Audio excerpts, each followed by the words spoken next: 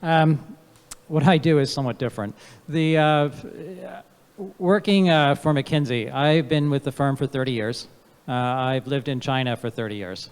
My father was born in Shanghai, so I'm actually Shanghainese. I consider everybody else migrant population, but of course I'm a migrant as well. About 15 years ago, I started to work with cities. Largely because in this case, the district party secretary of Huangpu district came to me, saying he had a revenue problem on Nanjing Road. That Nanjing Road was kind of very, very busy, but it wasn't getting any better. And actually, there was some competition from Huaihailu and from Sujiahui and even from Sichuanlu. And so, what to do, eh? So, looking at this for the first time, sort of saying, is this a study? Is this a client? What do I do here? And sort of concluded, well, let's give it a shot. It looks like a strategy project to me.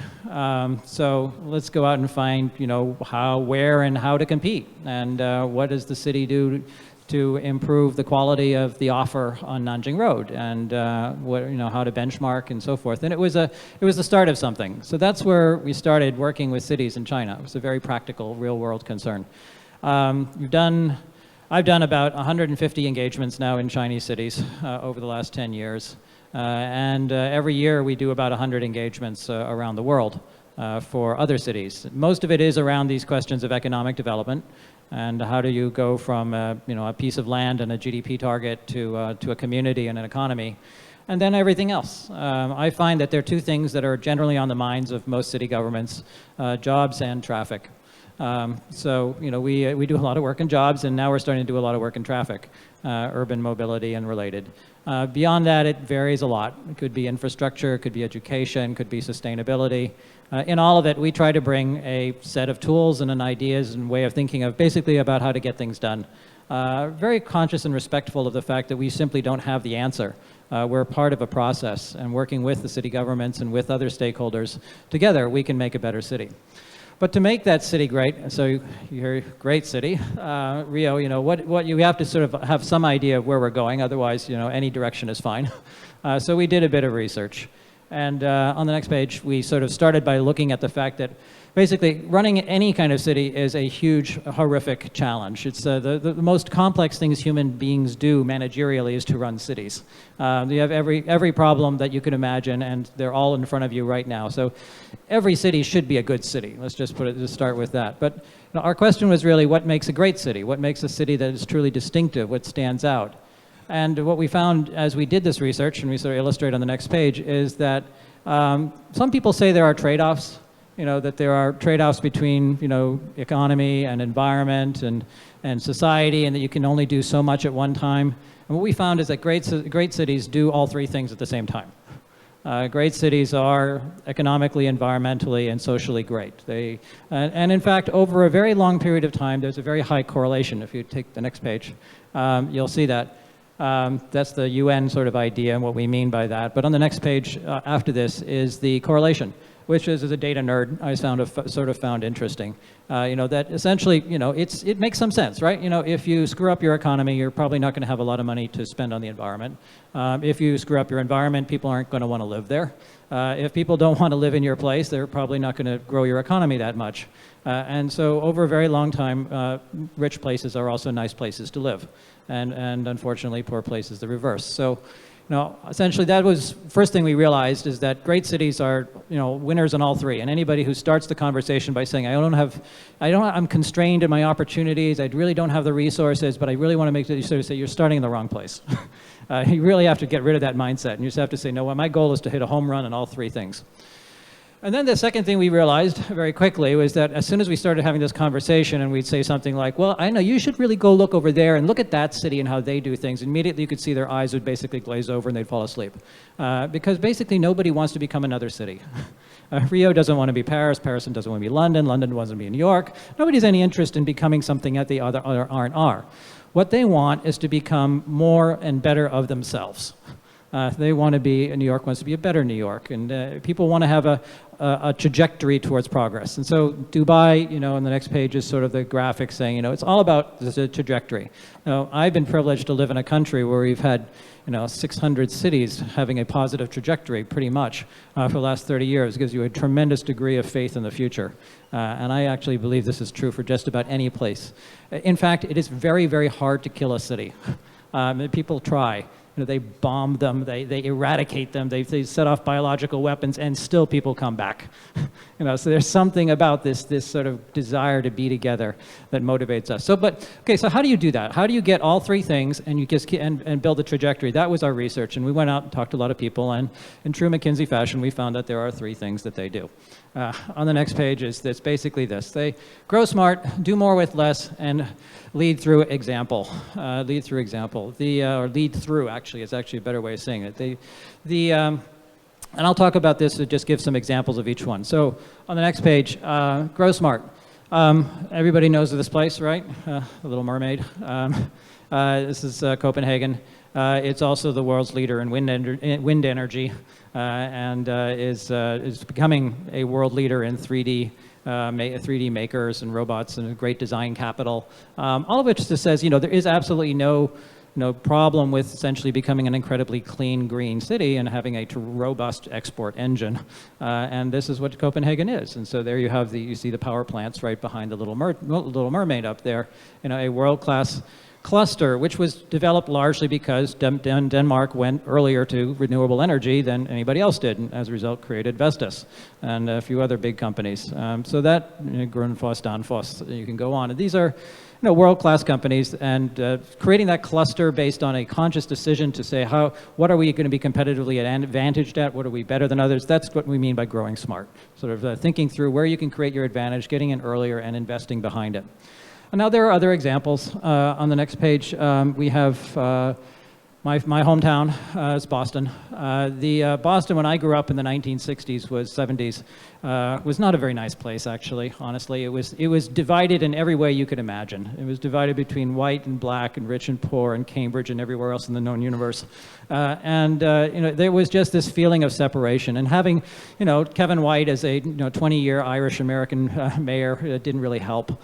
And now today, this is Boston. Boston is this shining city. It's an incredible city, and it's really down to Tom Menino, who was the 20-year mayor for the last 20 years. Just sadly passed away. And what he did was to connect the city. He just connected it. He connected it through public transit. He connected it through busing. He connected it through neighborhood revitalization. It wasn't to say my neighborhood is going to be better than your neighborhood. It said we want all of the neighborhoods to be better. We want to find each one of them, what is the way to connect you together to each other? And Boston became a great city because of that philosophy of neighborhood revitalization and local neighborhood development. Next page. Okay, that's illegible. Next. So. Now everybody knows this, right? Okay, this is a work of art, right? This is Central Park. It's beautiful. I mean, I can't, just that picture. Wow, this is also, I think, one of the world's largest public-private partnerships, where the New York Nature Conservancy, or the Central Park Conservancy, is accountable for 80% of the costs of the maintenance and security of Central Park. And in fact, it's growing, and sort of is doing Central Park, is doing a few other parks in New York. And that's a non-for-profit organization that is very effective in basically taking care of what is clearly a public good. And I think that's the real question, is sort of the do more with less is, what should the city be doing? What should everybody else be doing? Sort of go through this and say, where's the public good here? Why do we still have a road bureau anyway? It's not like there aren't enough people out there to build roads, who should be actually taking care of the emergency services? There are lots of different ways of dicing and slicing this. But rethinking the purpose of city government for us is kind of the bottom line on do more with less. So what are we really here to do after all? And Central Park Conservancy is a great way of showing, hey, I can have a great park and I don't actually have to pay for it as a city. A lot of other people will do that. Next. Third thing, leading through. My currently favorite mayor. Everybody know this guy? This is Park Won-sun. He's mayor of Seoul. His story is awesome. He is a labor activist lawyer. As he tells the story, for 30 years he stood outside of City Hall and he demonstrated against City Hall, saying you guys are evil and all so forth. Then on a by-election, he gets voted in. So now these are his guys. So he's got 30 years of standing out demonstrating against the same guys that he's supposed to lead. And so what do you do? This is a change management challenge. So what his approach has been is to realize that it's not going to happen. It's not going to be him. I mean, he has a vision. I mean, he stands for something, and he has 30 years of history behind him. But it's got to be about us. And so this is now the world's most internet-enabled administration. It is everything is online, everything is open, everything is integrated. I was going to show the picture of the big ear, which is this big ear they put in front of City Hall where anybody can come and talk into the ear and tell them about what they think is going on in City Hall. But that's not just the external stuff, it's all the internal stuff. He does a lot of stuff with his team. He brings a lot of new people into the organization from outside, including, yes, people from the firm even. But it is all about this basic notion that for 30 years the city has changed a lot. Let's look around ourselves. Have we changed? What are we doing differently? Who are we the same people? Why are the same people sitting in the same offices doing the same things when outside the city's completely different? Why should that be the case? Let's question everything. And so that's what his thing is. He's gained trust by accepting that and sort of saying, and then challenging people and then rewarding them. He's going to be very clear, when you get with the program, you get reward and you get a bigger budget and you get more authority and you get more people. That's the kind of things he can do. So that's kind of where we are today. I want to spend a few minutes on where we might go. A lot of people theorize about cities, saying, my favorite theorist is Jeffrey West. Anybody? How many people know Jeffrey? Okay. He's at Santa Fe, yeah, that's right. So Jeffrey is a nuclear physicist and used to run Los Alamos. After he got done with nuclear physics, I suppose he solved all those problems. He said, what is it? What do we know about cities really? Do we have any science of cities? It's like we have a science of the jungle, right? We kind of know how a jungle grows. You put stuff in the ground, it comes up. What do we know about cities? So you say, here's a jungle, and you say, look on the next page. You say, here is a city. It looks kind of similar, right? There's tall buildings. And is there anything similar? What are the laws of cities? And so he's got this massive database. Of course, Santa Fe Institute is like this, lots and lots and lots of data. So what are the laws of cities? How can we predict things? Will we know when they go forward? He's found out some pretty interesting things. And the first one is kind of a very counterintuitive one. Next page. I love this page. Biological life versus the pace of social life. As we get bigger, literally, our heart rate tends to slow down. I think we've all experienced this. The interesting thing about cities is exactly the reverse. As we get bigger, our walking tends to speed up. I think our talking does also, which accounts for this presentation. So, there are some laws, but they appear to be going in different directions. So, the laws of the biology and the laws of the city, they seem quite different. That's the first thing you found out. Second thing you found out on the next page is that this is incredibly wild. It's like, as you again look at population, and you look at things like this is, wages, income. This is superlatives, meaning like basically, innovation and employment. There's a super return to scale. So first of all, really high correlation, 0.9, it's very high, unlike it. And then look at the coefficient. It's 1.12 or 1.15. Now, this is wild. I mean, as we're getting bigger, we're getting more of this stuff. This is crazy. I mean, you just take 2 million people cities, stick them together, and instead of getting 2x, you get 2.15x. Now, where did that come from? And the only answer he's got for the whole thing is that a city is like a network, it's about sharing. We get bigger because we share more effectively and efficiently. And it's like looking at the relationship between the number and the size of the branches on a tree. I mean, so like a bigger tree will have more branches because it's able to more efficiently share. So on the next page is basically the good, bad, and ugly. Doubling the size of the city systematically increases income, wealth, patents, colleges, creative people, police, crime rate, AIDS, flu, waste, everything. You get it all. And that's the thing, we get it all. And that is the interesting thing about cities, is that's what accounts for that super accelerated growth, is we're getting all of this stuff, the good, the bad, and the ugly at the same time. And so thinking about solving the city is about solving for this quest that we have to share more of each other with each other. And there's good, and there's bad, and there's ugly. And so what does that turn into? He noticed this cyclical pattern, is basically that you grow on the next page. Until a point where you get a discontinuity. And you fall back. And you grow and you get a discontinuity. You grow and you get a discontinuity. And he looks at every bunch of the city over many years. And I think that's our real interesting challenge, is how do we grow with kind of I think you've got to accept the fact that there's going to be discontinuities. You know, we're not God here. We don't understand, you know, all the risks that we're taking. There's externalities, but there's going to be some of that. And so what we need is the innovation that allows us to, you know, accelerate the cycles of innovation to avoid collapse. And I think that is ultimately our challenge here as city definers, is to think that through and say, what are the new things that we're going to need? So I'm going to close with one other last thing, which is the topic of this was about urban livable cities.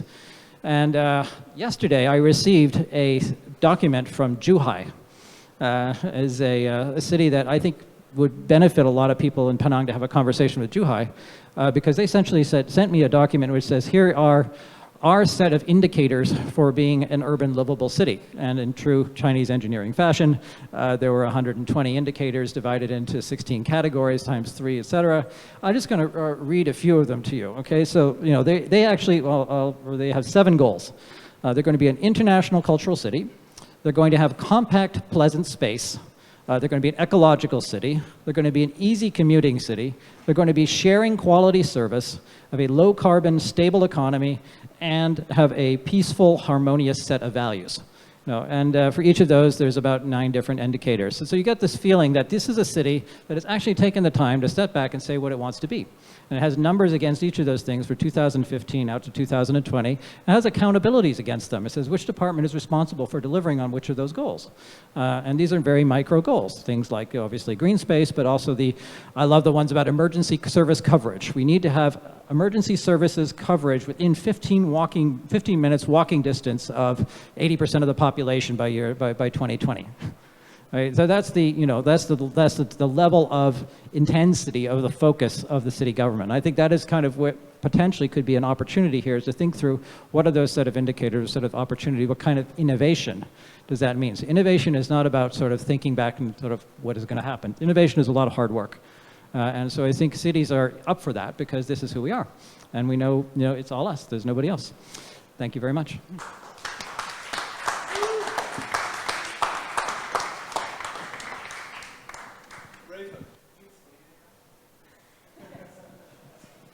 Somebody was going to ask that.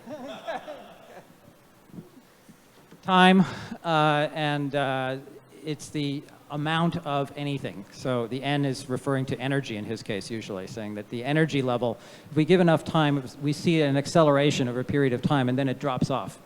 And then we have another, and each of the lines is a form of technology in this case. So it's, I don't, walking, no, that would be right.